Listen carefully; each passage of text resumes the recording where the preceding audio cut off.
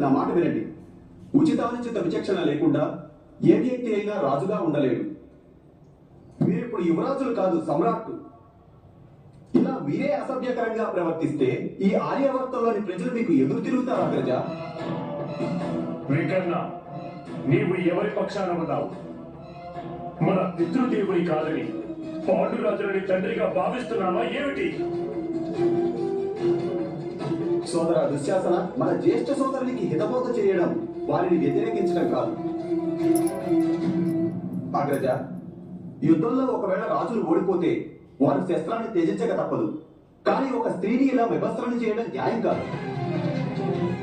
యోధుడు నిశస్త్రుడు కావడానికి, స్త్రీ వివస్త్ర కావడానికి భేదం ఉంది అగ్రజ.